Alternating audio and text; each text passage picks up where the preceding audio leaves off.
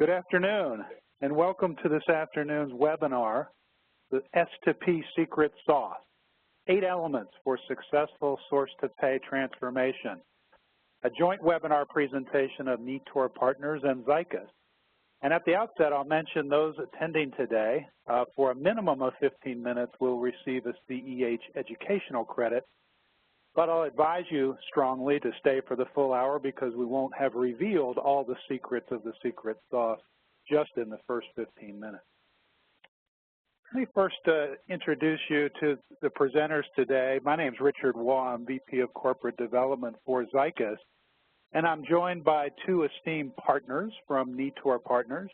Ryan Wallachy has led procurement teams across this entire source-to-pay spectrum and has a great 360-degree view of how spend management strategy and execution come together, and he's worked with a variety of clients to help them achieve those objectives.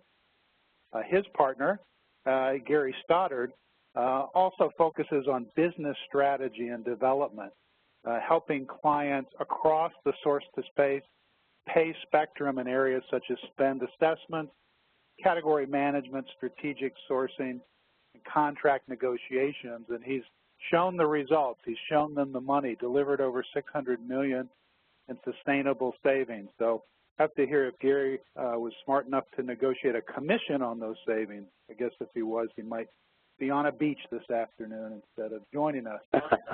And this is Richard, and I'll be your host for this afternoon.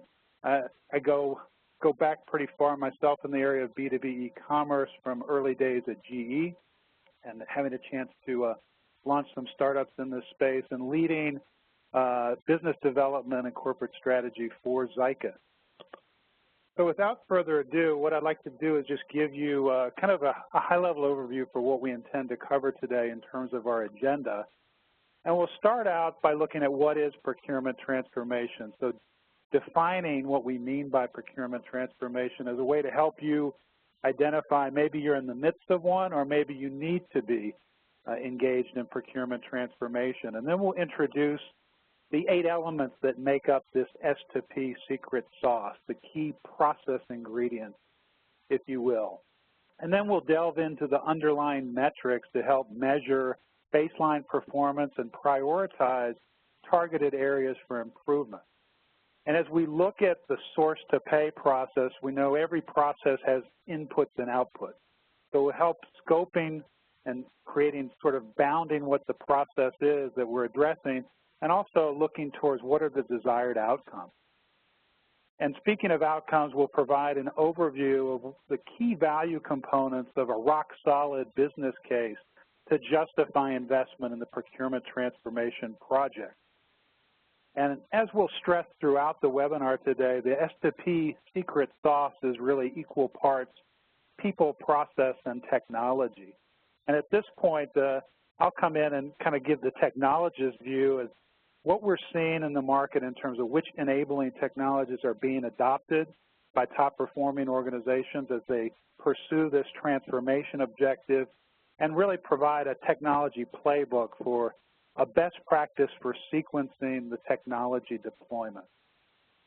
And since technology change is often rightly referred to as a disruptive technology that changes underlying behaviors, we'll then focus on change management, paying attention to the human element involved in an overall transformation process. And we'll conclude this first part of what will be a 2-part webinar series with a vision for the future state.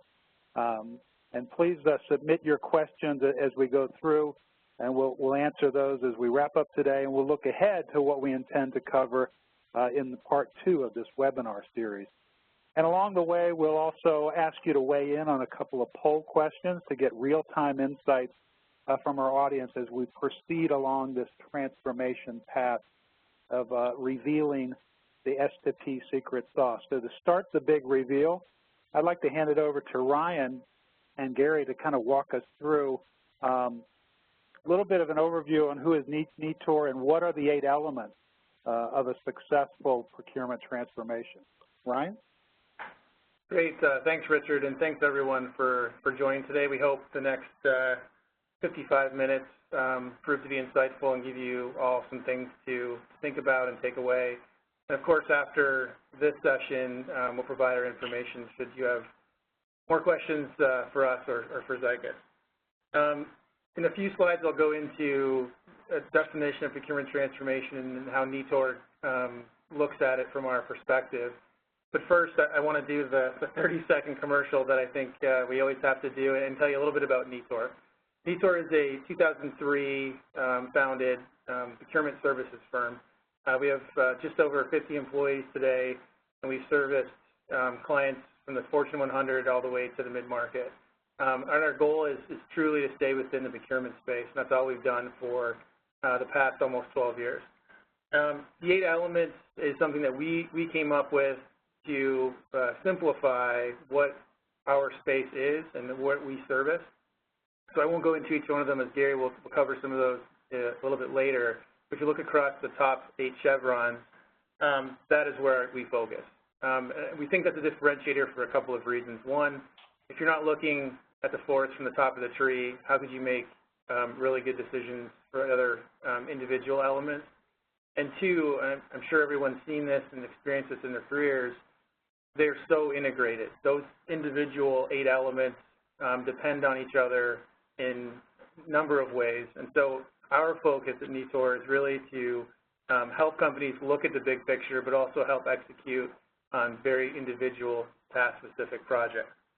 Our business is summed up in really 3 lines of business. There's advisory, consulting, and BPO. And briefly, advisory work is largely what we'll talk about today, and that's our transformation practice, as well as help with technology selection and requirements gathering. Consulting, I don't think a lot of definitions are required there. I think most people know what that means. The heavy boots on the ground, implementation, transformation projects. And then finally, to service clients beyond the typical foundation. Another differentiator for us is we have a model that is not about taking business from you, but rather to support you to scale your business. So I won't go into great detail about what that section of our business does, but essentially it provides scale to our clients after the big project is done. So if I could sum up Nitor in 3 ways, I mean, 1, we are a procurement services firm. 2, given our lines of business, we can help you from figuring out what it is you should be doing, helping you do it, and then help you scale afterwards. And I think from all of our clients, what you'll find is we're highly experienced. We provide an unparalleled level of flexibility, and that full service spectrum, not only across all 8 elements, but also how we deliver our services, is unique. So that's a little bit about Nitor. I think the thing that, I'll be honest, the thing that frustrates us the most out there is the word transformation, the word strategy, the word objective. I think people tend to use those words a little loosely. And so one of the things at Nitor we pride ourselves on is always putting a definition beside something. And procurement transformation is one of those terms that you hear a lot, and I'm not sure we all have a common definition. And by no means are we saying that the definition on the page you're viewing is the definition, but it's our definition. So I don't typically read off slides, but I think this is important for us to say out loud. In our opinion, procurement transformation is the act of measuring where you are, defining where you want to go, and establishing and then executing, I'll underline executing, a plan to get there. Procurement's a very unique traditional cost center, right? If you look at other support functions like finance, HR, they don't have the capability that we have to be a standalone business. And let me just sort of illustrate that through some of these images. Number 1, or the most traditional view of procurement, is we have to go save money. I think, largely that's still true. I think mature organizations are having to look at other ways to provide value, but in general, saving money is typically one of the higher priorities of any procurement organization. That's where we were founded, and that makes sense. But at the same time, we're being asked to do a lot of different things internally. So if you think about sales, not so much to our suppliers, obviously, but if you think about it internally, we are asked to go out to the entire organization and convince them that they should do business with us, right? So in a business approach way, we have to think of customers internally in terms of what function do they serve, what items do they buy, how can I help them, how can I make the company more efficient, while also not disrupting that particular department or business line's objectives. We're also asked to be the tough guy, right, the tough gal with suppliers when needed, whether that's in price negotiation or in loss mitigation. You know, we're the front end of having to work with people outside of those four walls. We're also supposed to be team players, right? We have to do the best thing for the organization, which often can mean partnering with suppliers through innovative strategies, partnering with different departments internally to make sure they have what they need on an individual basis. And from a supplier perspective, we are the storefront. I mean, in a lot of ways, procurement is the first place that they will touch when they want to do business with a company, whether that's new supplier registration on a portal, or whether that's incumbent negotiation, or whether that's performance review. Procurement may not own those processes, but 9 times out of 10, one of us are at the table in supplier discussion. So, you know, really we provide a culture and brand image to our supply base. We're expected to increasingly produce value, right? Whether that's through cost savings, risk management, cost avoidance, I mean, all the different terms out there in terms of what value means to different stakeholders that we have. The curve is very steep, right? It's not you had a great year, take next year off. It's how do you double this year's output next year? How do you triple it the year after? How do you provide me the right return on my investment in your department? Which leads to having to do more with less. That's always been sort of the procurement way, right? Is when the 10% head cut, it gets announced, cost centers are the first place they look. But we, in procurement, have an unbelievable opportunity to create essentially a profit and loss, right, against the investment a company makes in us and our ability to return that investment through savings, innovation, risk management, et cetera. So we're in a unique position, and I think transformation for us means something very different than it would for finance or HR or other functions that are traditional cost centers. So that's our definition.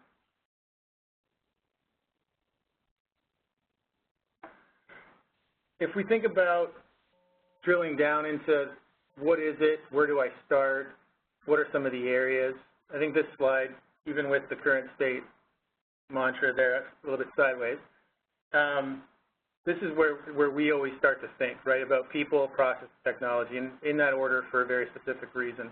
For those that are good to great fans out there, you know, people, it starts with people. You can have the best technology or a really good process, but if no one's there to do it, that's kind of a problem.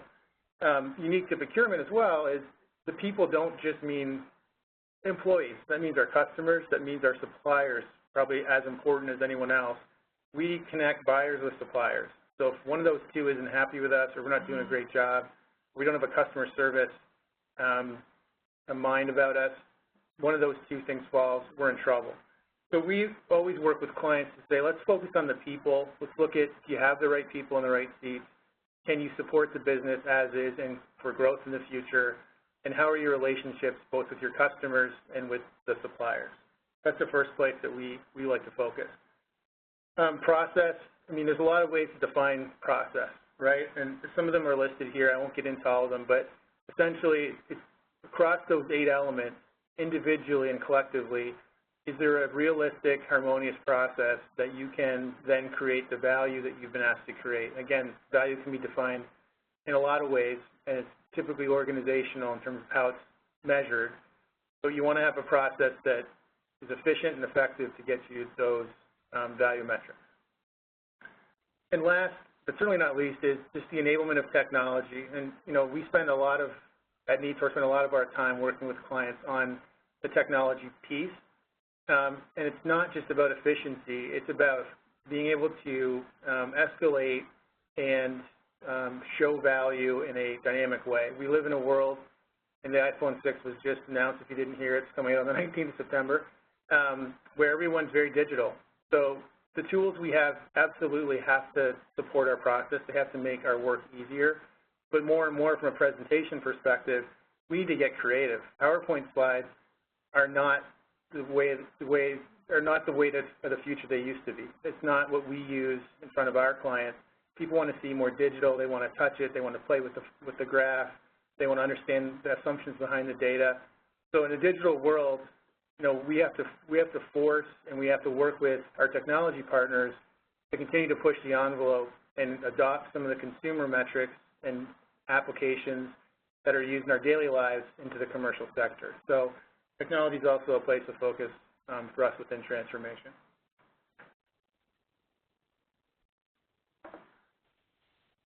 I think the overarching point, before we get into this slide a lot, is you have to balance decision making. If you hire the 10 best people in the world to run your procurement department but don't provide them any direction on process and technology, that doesn't work. If you go buy technology and have nobody to use it, that doesn't work. So I think it's a pretty obvious point to make, but it's important to make that point and that distinction that there's a balanced investment across people, process, and technology.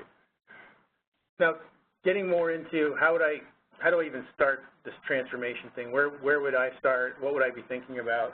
I think to us, these are the three areas, right? If you think about scope, if you were starting a business, you would clearly define to the market what it is you provide and what types of services go around it. So the same concept here. If you're starting a procurement business within a company, what do I need to know about who my customers are, how I'm going to deliver service? Some of those things are here. And some of the basic questions that we all can easily answer for our organization, for example, are you centralized or center-led or decentralized? Maybe an easy answer for us, but you would be shocked at how many clients we go to when we talk to a CFO or talk to a line of business manager. They don't know. They don't know the answer to that question. And so just like a small business or a big business, if you can't articulate to your market exactly who you are and exactly what you do, it can be confusing. So perception is reality. We all know that. But the easy answers for us may not be so easy for others. Operating model is also critical. And we've seen many procurement organizations try to be everything to everyone. And again, going back to the market we live in today, a lot of the way we live our lives is self-service. There's an app for everything. You can go on the internet to order whatever you want. The need to have your hand held through a process is less and less. The more complex thing you're trying to do, for example, essentially sourcing a massive, very complex category, should have an operating model or a service channel that says, I am going to help you, I am your consultant, here are the templates, let's walk through it together. But there's a whole other group of projects or programs under procurement where we could just provide tools and guidance and process to our stakeholders in a self-serve or lightly self-serve model. So that's one of the key areas we focus too is with the limited resources that you have in your department and all the demand that you need to deal with, how is it the most effective way to triage customer demands of you? And so that's a key focused area for us in this transformation program. And again, relating that back to starting a business, you really have to think about how do you want to serve your customers, right? Are you a website shop where people buy T-shirts or whatever off your website, or are you going to have a retail shop where people come in and get customer service? You have to make those decisions up front to really start to shape what it is you're selling. And last, pretty naturally, right, you have to measure it. There has to be a defined way that not only you but others will agree these are the metrics upon which success is built. And savings is probably the one out there that still remains truly undefined amongst us all as professionals. I think lots of people measure it different ways, but that's usually the starting point. But there's lots of other metrics that we see companies adopting, most importantly innovation. And that goes back to that whole cycle around how do we make our retail lives, our personal lives, be more like how we do at work. And that goes back to working with suppliers, working with internal customers to define what is it that would make your job easier. And so innovation becomes a huge metric. But these are the three areas that we always start with our clients on, just asking the basic questions to get a little bit of scope pinned down. And then we want to go talk to stakeholders and make sure they have the same understanding of procurement as it is.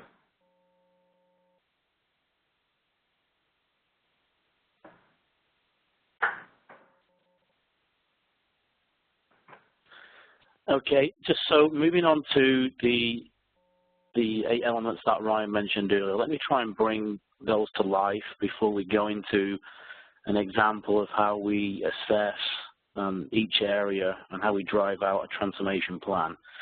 So working from left to right, the first thing we look at is how much visibility and insight do organizations have with spend to help make informed decisions. You know, many times the crux of the problem at a lot of organizations is quality of data to make informed decisions which run throughout the source-to-pay spectrum. Then we move on to how aligned is the procurement group with the business. So there's no use building fortress procurement which never really engages or listens to the business. It's got to be something where procurement is at the planning table, the budgeting table with the business, and helping drive 1 to 3 to 5 year plan decisions that bring procurement in at the front end rather than bringing procurement in when people have already made the decisions on who they want to use and how they want to use them. So changing that dynamic, which we label here category management, is very important to the success and how integrated procurement becomes across the business. Then an area that's well known, but the label often gets misused sometimes, is strategic sourcing. So what is going to be that Six Sigma approach, which is modulated to different category complexity to help drive improvements in cost, but also drive improvements in delivery, in service, in quality, and innovation. One of the things that we look to assess are companies providing holistic value, or is it just a cost focus? Because as procurement evolves, the price and cost focus should change into actually performance and delivery and output with the supplier and relationship rather than just a pure price or total cost of ownership. And then after that is how do we manage that value? So on contract management, we look to see how streamlined and how automated the contracting process is, whether it be in terms of drafting, review, fallback clauses, authoring, signature, to look at both the people knowledge around that, but also, you know, how systems are helping drive better use of contracts.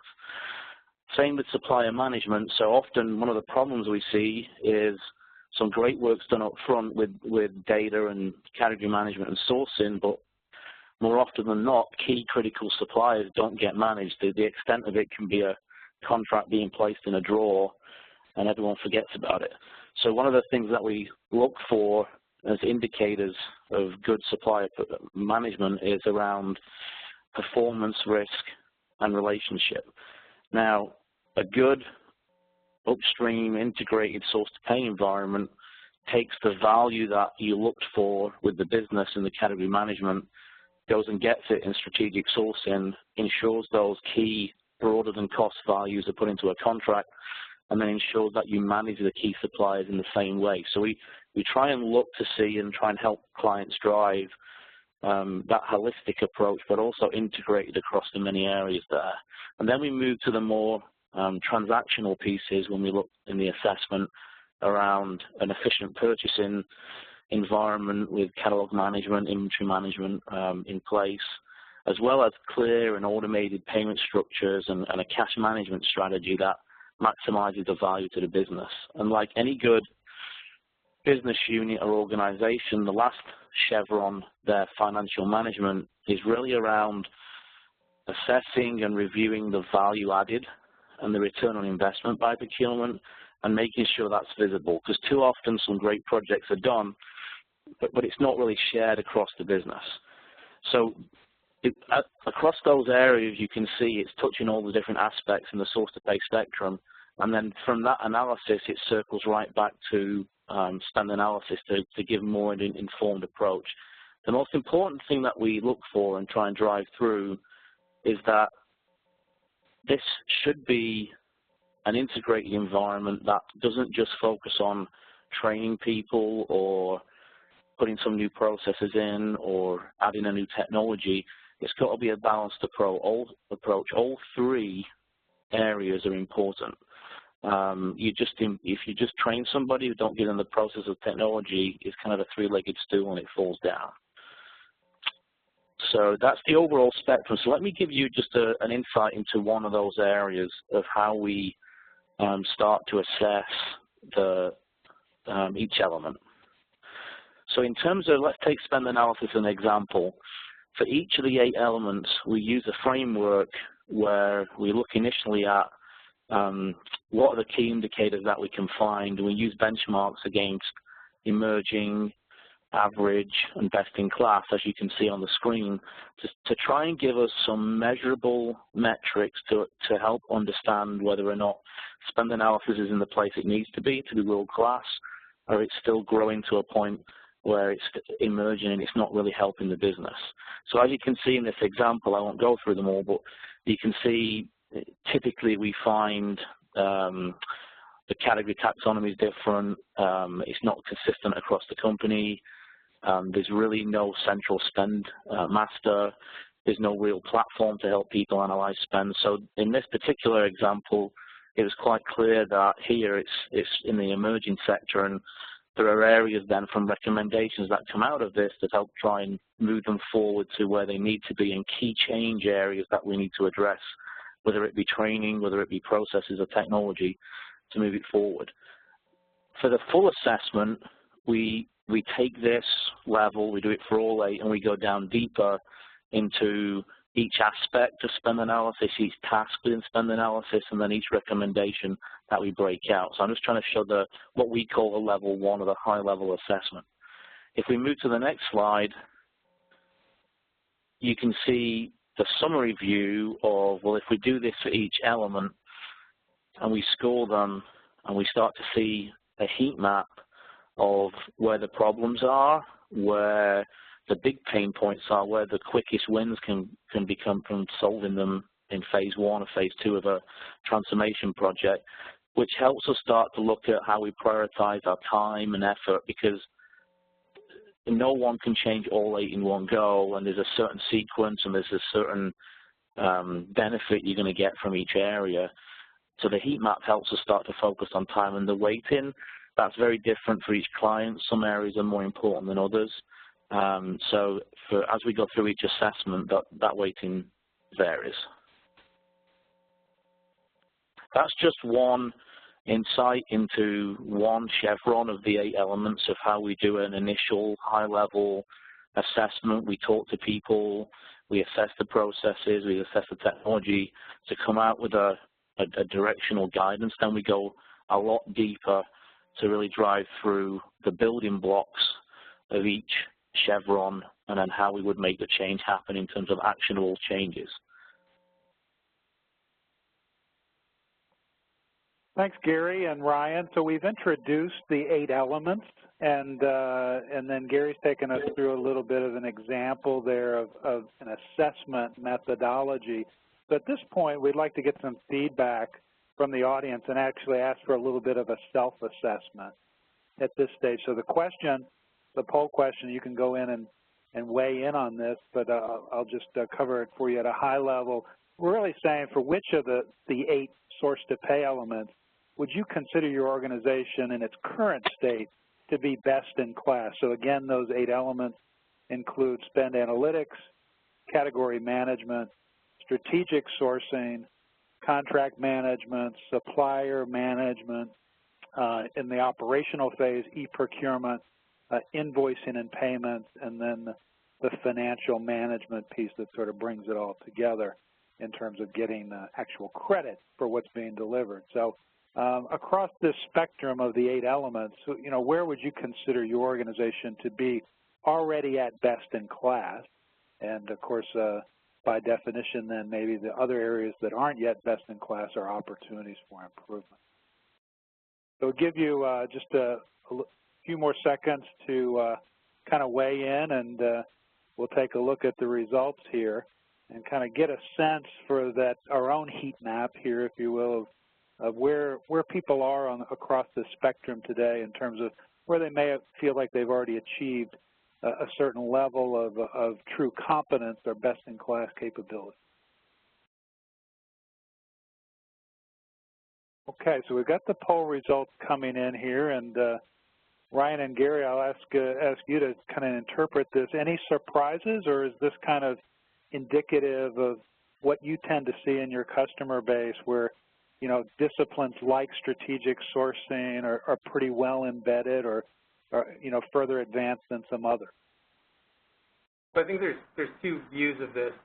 In our experience, the less mature organizations have a more distributed weighting across all areas because they don't have proficiency in any.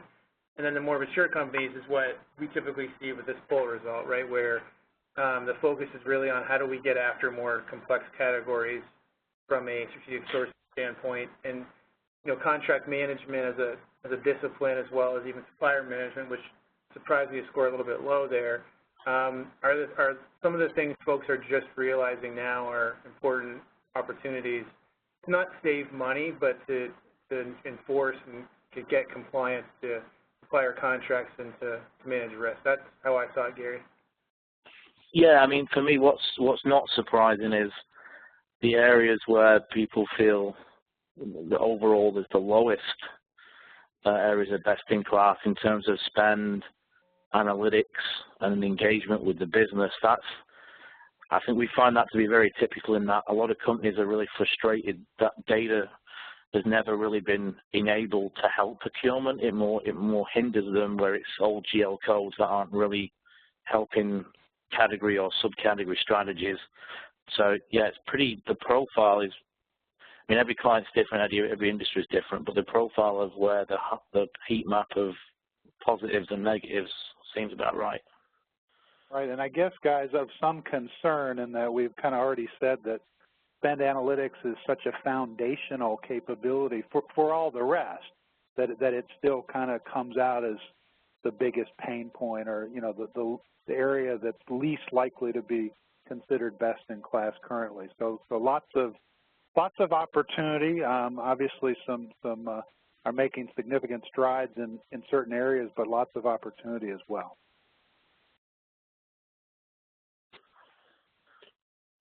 Okay, so moving on to how we then sort of take those 8 areas of assessment forward and start to think broader. Like any change program, like any aspect that's going to impact a variety of parts of the business, because procurement touches so many areas in the business, we start to step back and look at some questions. So, one of the things we look at from the priority of the phase-in is, well, what things can we impact quickly so that it helps get buy-in from areas of the business that, let's face it, some will be proactive and be positive about this procurement change, and others will be very resistant and hesitant around what this is going to mean to them. So we try and look at some quick wins that will start to demonstrate the value of procurement. And then we also importantly look at the sequencing and what makes sense to each client, because sometimes different, but overall, some areas take longer to fix, which is a great example of that poll there of, spend analytics. There's a way of fixing it, but there's pain to get through to get there. So what do we start now, because we know it will take longer, and what do we phase in a second or a third wave to make sure that we gain the maximum benefit of the change? Then we start to look at people. So this is the great idea. The concept gets bought into, the changes in process and technology are understood. But really what makes a program successful is the various levels of people involved. And we look at how we try and manage and influence some of the stakeholders who, whether it be the C-suite or VP, director level, who are going to have an influence and say of how successful this program is, whether it be communication or physical buy-in, as well as the people that are going to be actually using the outputs from the training, the processes and the technology day to day in their roles. So it's not just a top-down approach. We're looking top-down, bottom-up to try and bring people into this change project so it becomes their project, not just a project that a consultant drives through and waves goodbye and no one really knows what happened. It's something that should be a joint approach where people learn and it becomes a sustainable thing thereafter. And what's important is to step back and ask some questions so that people can get carried away when procurement tries to change and be fixed, but we have to look at some thresholds. So what spend areas do we want to manage? What spend areas do we want to influence versus where do we want to give the business more of a self-service environment? So some of the mistakes we've seen in the past that we've come in to help fix have been when procurement turns the on button and everyone in the business comes to them and there's only 10 people to help them do $3 billion of spend. Then procurement gets a bad name, it becomes less responsive, and they try to take on too much. So it's very important to look at thresholds of what you're going to manage, influence, and provide, as well as what suppliers we're going to critically manage versus manage at a distance. What I might add moving on briefly is a great example is there's a new movement about cash management, about using discounts in a more strategic way, or financing your supply chain, or using more e-payments, which are all wonderful ideas. Some companies can execute on those today, but in a lot of cases there's precursors to that. I mean, you have to have invoices right in day 3 or day 4, which is a struggle for many companies, for example. So the sequencing and really mapping this out, again, from the top of the tree, not from the bottom, is an important part of the transformation to make sure that we're doing things in a way that creates immediate value for the thing you're doing, but it unlocks value for something else along that roadmap. Mm-hmm. And then moving on to just bookend this in terms of the snapshot into the assessment, what's important when you do this work is there's a perceived business case to making any change program happen, and procurement is no different. So depending on the scope of how much of the 8 elements needs addressing and fixing, there's going to be some level of cost against people, whether it be resources or training. There's going to be some cost against technology, and there's going to be some processes that need addressing or fixing or building. So what we try and do is get that balanced budget across people, process, technology to address the change and make it sustainable over the 6 months, 1 year, 2-year program, depending on the scope. On the flip side, there's a variety of value and savings, some of which are definitely measurable, or there's a broader benefits that people can perceive and see. So just as a snapshot in some of the things that we've been able to measure, so typically doing these type of projects, transforming procurement, one area that people see a benefit in, depending on their evolution on strategic sourcing, is they're going to start saving more money in their categories because they've got better data, they become more informed, they can make better strategic decisions and have a better process to go to market. Beyond the sourcing savings, which is the thing that everyone resonates and recognizes, is there's going to be increase in compliance to the purchasing, price, and the payment through the e-procurement and catalog management. Many organizations we see, there's a big mismatch in many areas when you audit them in terms of what price was agreed to what price was paid, as well as some of the compliance around the contractual terms. So by driving a more automated and integrated environment, there's significant savings that can be achieved there. And typically we see that ranges, depending on the industry and the company, between about 1.4 and 2.8%. There are a number of efficiencies that we drive out, so lack of processes, lack of technology, lack of training drives a lot of waste, whether that be very manual approach to the different roles within procurement, or duplicative systems where really it's not enabling procurement, it's hindering, and it's creating work that's 1.x times what it needs to be. Cash management, which Ryan touched on, we found surprisingly many organizations aren't focused yet on this in terms of driving suppliers to make decisions on payment terms and discounts. It's typically a standard payment term with no flexibility and no strategy to actually drive suppliers to either get paid earlier and get a discount or wait to get paid longer. And for some organizations, the impact of that cash management strategy is huge. And then finally, another measurable area is a common output of this is there's a reduction in the number of suppliers. Typically, we see when these transformations are done correctly, between 5 and 10%, at least the supply base gets consolidated, whether that be geographically or category-based. And just by having to manage less suppliers with the interfaces that comes with each supplier across the entire source-to-pay chain, there's a significant saving there.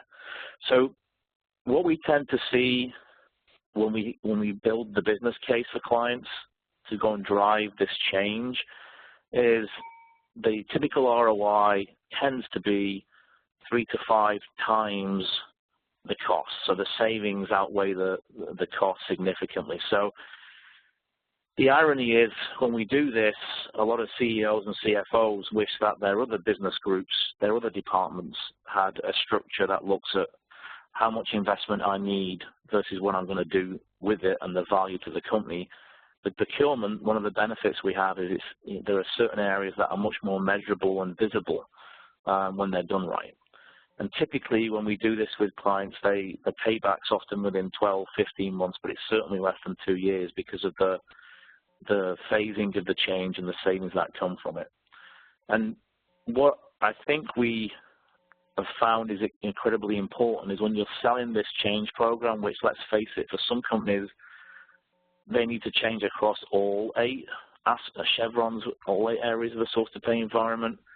The C-roles, the CEO, the CFOs of the world want to see a true, show me the money, show me the business case of why this needs to be fixed. And we've found that this approach has really resonated with across industries and across companies.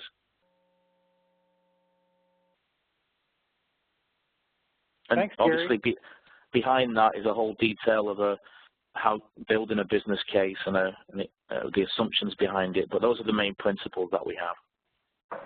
Yeah, and we'll save the tease for part 2 of the webinar series at the end. But in part 2, we are going to get into much more detail on the business case development, and wanted to get some real-time feedback from our audience at this point because, we, based on experience and what we've seen, this is often an important part of the entire process is developing a rock-solid business case, but wanted to get some confirmation from our audience today as to just how important that really is. So we're asking you to kind of assess in your organization, is a business case, A, critical, as in the project really can't proceed without a validated business case? Is it B, it's important, it'll certainly be considered as part of the evaluation process, or somewhere in the middle, somewhat important, may or may not be considered, that's C. Or D, not important, it's just a small detail, or even E, not required, but it's just not part of the decision process in your particular organization. So again, wanted to get a quick read, just have folks weigh in on, is it critical, important, somewhat important, not important, or in fact, not required. So give again a few more seconds for the results to come in, but guys, I guess your expectation would be that it's certainly towards the important to critical range. That would be the hypothesis. See if we're right. That's right. And we were very prescient here. Yes, critical for 83%. That makes sense. I mean, every organization, especially in today's economy, is asking the right question, which is, why should we do this? What's the benefit to the organization? And I think Gary colored in a point that's worth repeating. We are in procurement in the most unique position to put down numbers that have good assumptions that can actually be achieved versus other support function business cases. And like he also said, we've seen it time and again, the business cases that we create with you they're reviewed, CFOs just say, like, this is now the model. Everyone's going to have to live up to the way we do it. So I'm glad to see the results this way, and I think it's the right way for these projects to get evaluated. What's good, Richard, is seeing as the second topic is building that business case in detail. That's a nice validation, eh? Yeah, I was going to say, we're now completely warranted, and everyone will want to turn into part two, since it's actually critical for the vast majority. And no one was neutral at all. No one said it was kind of important or somewhat important. It's either critical or important. So that tells us we're on track, and we'll definitely cover that in greater detail as we get into the second part. And I'd like to transition into my piece of the agenda today to kind of focus in on technology adoption. Again, one of the three legs of that three-legged stool with the people and process components, sort of an equal component, no more important than the others, but technology does get a lot of focus. And we kind of wanted to start out by defining where Zycus fits. So you'll notice this is clearly analogous to the 8 elements that Gary and Ryan have presented, and which they're addressing through the expertise that they bring as a consulting provider. We're addressing the same ones with the technology component of that people and process plus technology model. So here we look at strategic aspects.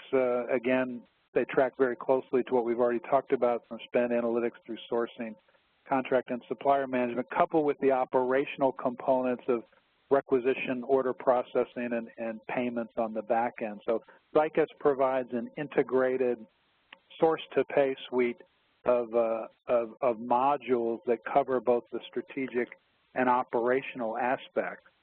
And wanted to also ask folks to, again, weigh in quickly before I get in and give you some specifics on technology adoption from surveys that we've done.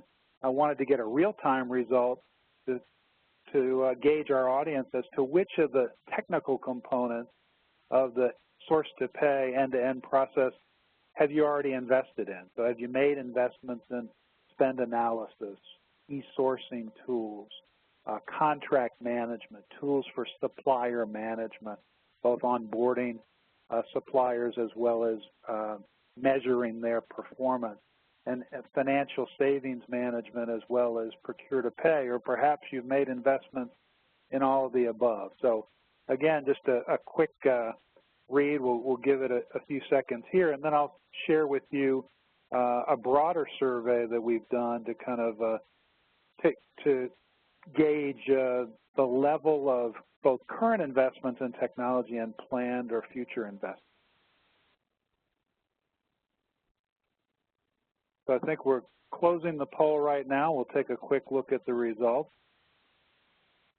Notice that in our first poll question that respondents rated their capabilities for best in class highest for sourcing and contract management. So maybe that means they've also adopted more readily technologies in those areas. That's just a guess. And in fact, that guess might have been wrong. Spend analytics actually comes out as the highest. So a little bit of a disconnect there in that's the highest adoption. But as I think back to when we asked our audience today which areas are they best in class, it was actually the lowest in spend analytics. So maybe a disconnect in terms of the tools and capabilities there. But interesting results, and a healthy contingent, more than a third, really focused across the entire suite of source-to-pay tools. So that's very interesting. I wanted to bookend that with some results of a broader survey that we did. We call it the Pulse of Procurement, released earlier this year, and it surveyed during December 2013 and January 2014 over 300 respondents. And in this case, we asked them both where have they already made investments and where do they plan to place bets in the near future in the coming 12 months. And in this case, similar to our audience today, a high adoption rate for spend analytics, somewhat higher overall, better than 2/3 adopting spend analysis tools, and nearly 2/3 for contract management tools. somewhat surprising that e-sourcing wasn't higher than 50% or procure-to-pay not much higher than 50%. Those tend to be technology investments that can be very easily quantified, back to our business case discussion. But pretty revealing to us also to look at, when we ask people where are they going to be focused in the future, particularly those that have established some level of transactional capability with their technology tools, either in terms of RFX kind of sourcing transactions or order transactions, invoice transactions on the procure-to-pay side. The future investments tend to focus more on process and performance management tools, things like supplier management, like financial savings management and tracking, were earmarked as the highest ones, approximately a third of our respondents saying they're going to be investing in those areas in the very near future. So, clearly across the spectrum, there's a high degree of interest in how these tools can help enable better performance. And with that in mind, I wanted to share kind of a technology transformation playbook that gives a pecking order to these things, a sequencing, where to start, especially if you're starting with a clean sheet of paper. As many in our group here, 21% said they did start with spend, and that's the recommendation, to get that visibility. Use the visibility into spending to drive savings, and then make sure the compliance processes are in place to both sustain those savings and track those savings, get credit for what's being delivered to the business. So I'll quickly walk you through those 4 steps. Number 1, start with spend, and there's a reason for doing that. So a lot of data here, some of it from the Hackett group, that really compares world-class performers to the peer group overall. And interesting that world-class performers have significant visibility into spend analysis, 89%, where just 42% of the peer group. So, they're more than twice as likely to have significant visibility, and we tend to define that as a granular level of visibility. So if we're talking about UNSPSC categorization as an example, it's at the 3 or 4-digit class or commodity level, as opposed to a higher level family or segment view that doesn't provide enough insight to drive savings. And best practice in this area is to get that 3 or 4 level view for 90% plus of spending to really be effective. And, you can clearly correlate what the world class are achieving with spend visibility in terms of tangible business results. So almost 21% higher spend cost reductions being achieved, and a more effective supplier rationalization. So you see about a third fewer suppliers per billion of spend, about 4,000 versus 6,000. The other thing that's important to keep in mind with spend analytics is having the granular visibility, 1, and number 2, having the right frequency of refreshes to be able to act on that data. So in the bottom here, we've shown some data from Gartner's Magic Quadrant survey from last year that actually says that across the client references that participated in that study, about 3/4 are refreshing their spend analytics quarterly or more frequently. And in fact, Gartner recommends a monthly refresh cycle if your objective is to track compliance, and at least quarterly to identify and capitalize on sourcing savings opportunities.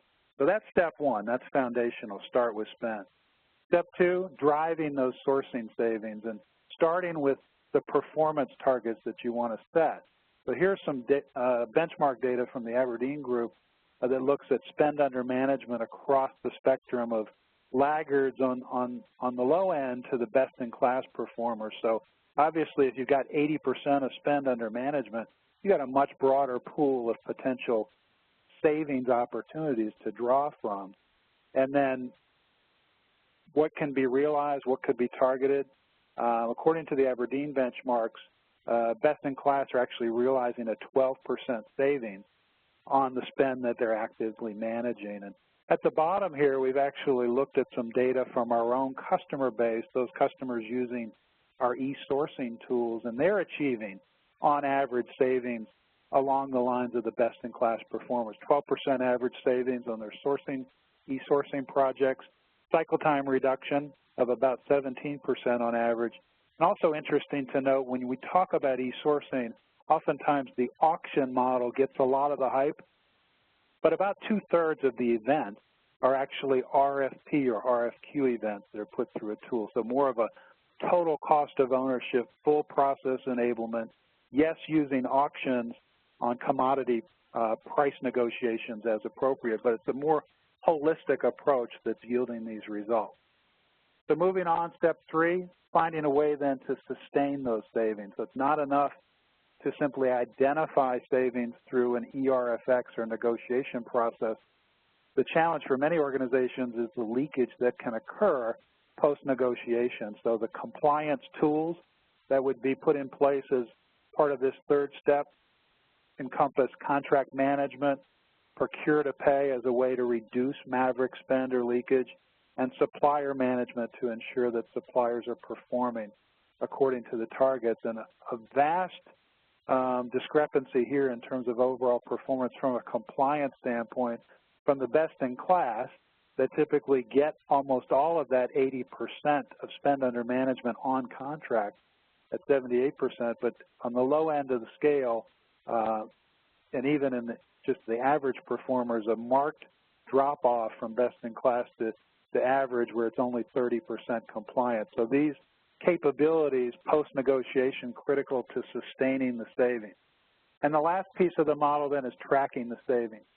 So financial savings management tools to get finance on board with procurement to validate and verify savings. And here, 2/3 of best-in-class performers in the Aberdeen benchmark can actually track savings all the way through to the financial statement, the income statement, balance sheet, and cash flow impact. And the overall collaboration they rate as 4.35 on a scale of 5. So better than the collaboration with any other function is the way that the best-in-class procurement organizations rate their relationship with their counterparts in finance.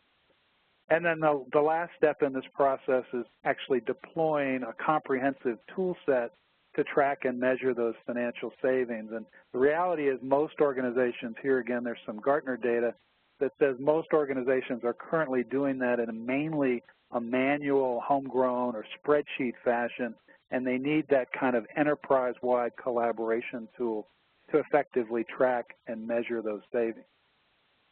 So we're going to wrap up then with a couple of thoughts on change management and talk to you about, in closing, about what our next part 2 of this webinar series will be. But in our experience, change management is one of the least paid attention to topics. And to be honest, 4 or 5 years ago, I was in that boat. But we've seen through statistics, which are on the next slide, how change management can materially affect the amount of benefit capture these programs have. Not only transformation programs, but also implementation projects. In our practice leader always tells me it's about driving people to a level of commitment, not compliance. I think that's what got me when we talked about it was if you gain commitment, that's a infinitely long life cycle. If you force people into compliance, at some point they're going to find a way not to do it the way you ask them to. So for us, that's how change management really affects our projects, is we take a very different approach than we did even 5 years ago into stakeholder engagement, supplier engagement, customer engagement in these programs, because he's absolutely right. If you have the commitment, that's a long-serving brand thing, like people feel about Apple or other brands, versus the compliance feel of, you have to do this because I said so. So I think that kind of wraps up change management. On the next slide, briefly, there's some metrics here to kind of highlight that. So we've been tracking these metrics over a number of projects, both upstream and downstream contracts, and P2P and sourcing. And you can see it in the results. From our clients that have had a business case that said they'd save $10, with effective change management, they've gotten almost all that benefit. And so I wouldn't make the proclamation that a business case will live or die based on how you affect change management, but I will say that it's a key part of any transformation program or technology project. And that's coming from a non-believer historically, so please take that advice into your programs.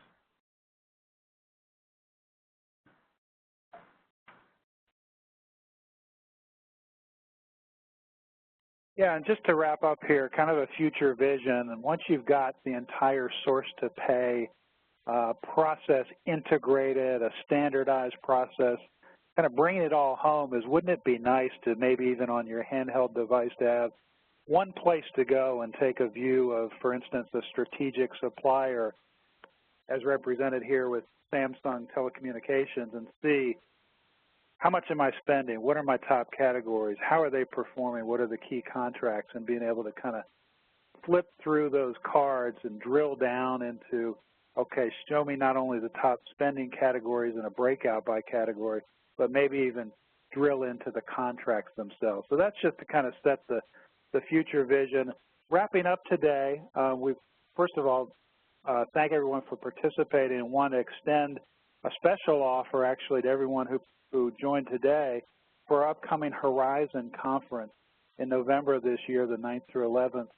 It's in Amelia Island, Florida, and it's a best practice procurement conference, and Nitor will be a gold sponsor at that conference, and we're extending benefits with a special promo code to everyone who attended today, actually for a discounted registration opportunity to attend that conference.